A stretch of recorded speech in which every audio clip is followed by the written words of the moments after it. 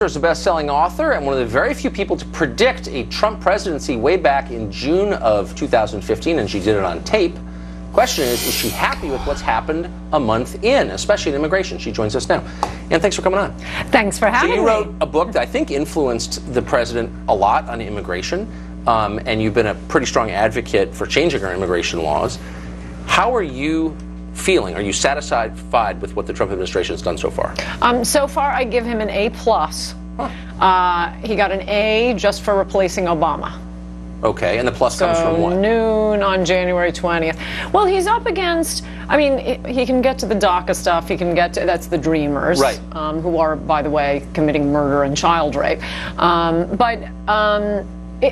We've never had a president who's being opposed on all fronts like this, including from, as my column today is about, Republicans in Congress, including the entire federal bureaucracy, including the entire federal judiciary, including the fake news. And he's right about the fake news.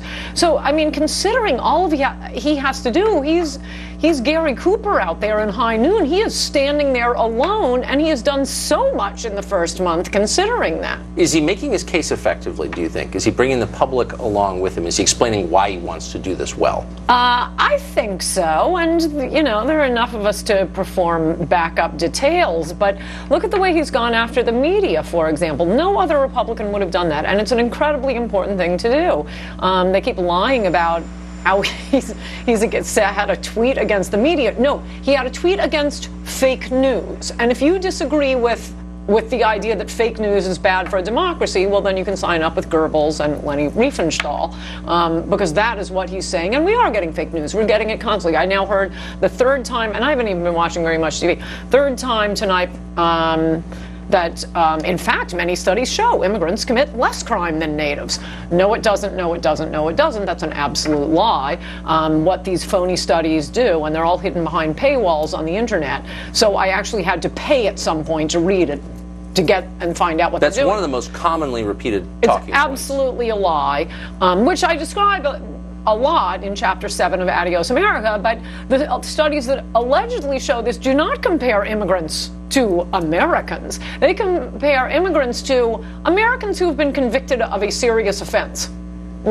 No, we wanted to get immigrants who are better than ex-cons here in America. It's not comparing it to all Americans. So none of the studies are a flat comparison between recent arrivals and native-born Americans. That's right, and thank heaven. I mean, one of the great things, one of the reasons Trump is getting an A+ is putting Sessions at Department of Justice, because could we get some numbers on this? As I describe in Adios America, the government hides this information. They won't tell us how many immigrants are in prison, and I don't mean just illegal immigrants. Legal immigrants, I mean, isn't that worse? The government checked you guys out and let you in. The government won't tell us that information, and I hope under Trump we will start to get some genuine information.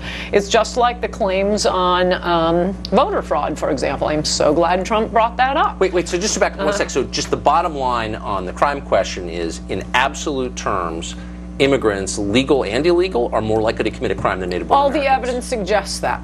I mean, I go through that in Chapter 7, and since the government won't tell us, I notice that only my side is asking for the facts.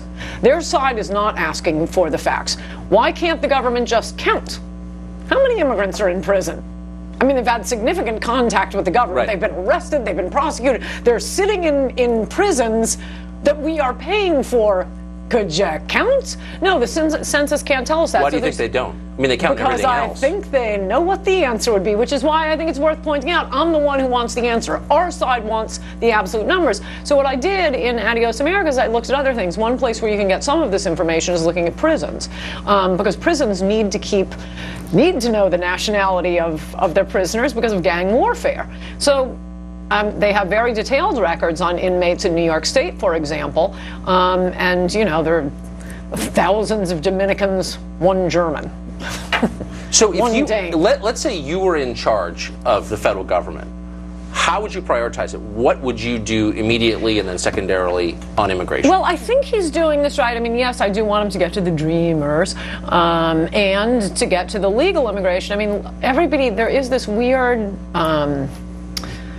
kink even conservatives have in their brains, legal immigration good, illegal immigration bad. Well, no, the Boston Marathon bombers were legal. Right. All of these refugees, the ones who shot up San Bernardino, the one child of an immigrant in Orlando, these are all legal immigrants. Since 1970, we've been admitting more than 1 million immigrants a year, 90% from the third world. The vast majority not only vote Democrat, which is their main purpose for being here, but consume vast amounts of welfare. Why don't we just have an immigration policy that brings in people that help us, that makes our country a better place? That, it seems to me, was the theme of the Trump campaign. We're going to look at this from the perspective of Americans. So what would that look like? How would you filter it? So, I mean, clearly there are a lot of immigrants who are a massive net positive for America, and the statistics are pretty widely known. Not too many anymore. Et cetera. But you can point to quite a few. Most of them are pre-1970. So how would you discern between people who want to come here who are likely to help the country and people who are likely to hurt the country?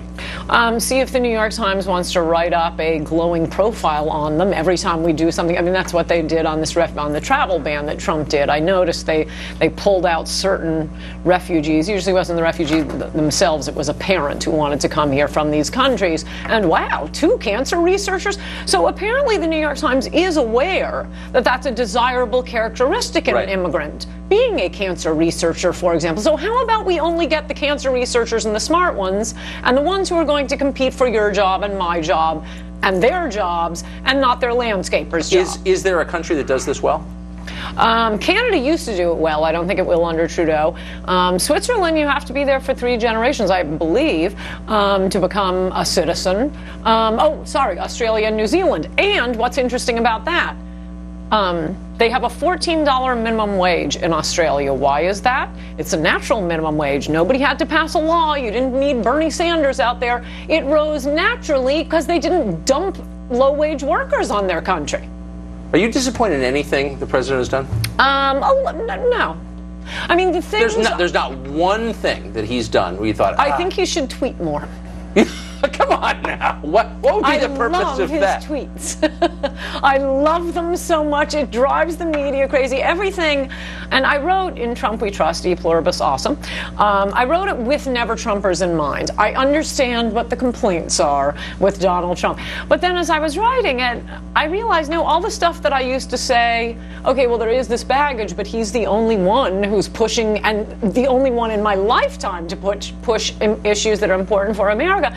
I started to realize, no, I actually like even the stuff, even the baggage. What about his staff? Are you impressed by? They're the most impressive people. Do you think Spicer's doing a good job explaining the White House point of view? Well, no one can do it as well as Trump. But do you think he's doing relative to other press secretaries? Kind of boring. Other than that, I have no complaints. What do you think of Reince Priebus, White House Chief of Staff? I don't really know the details. He seems fine. My favorite human being is Stephen Miller, and I do think Trump should take him as his vice president for the 2nd term. Is that an expression of your lack of confidence in Vice President Pence? Oh, yeah, no, we can't have Reagan, Bush again. No. It's got to be somebody new. I mean, it could be Kobach. It doesn't have to be Miller. And Coulter, thank you. Thank you. Trump administration responding to a series of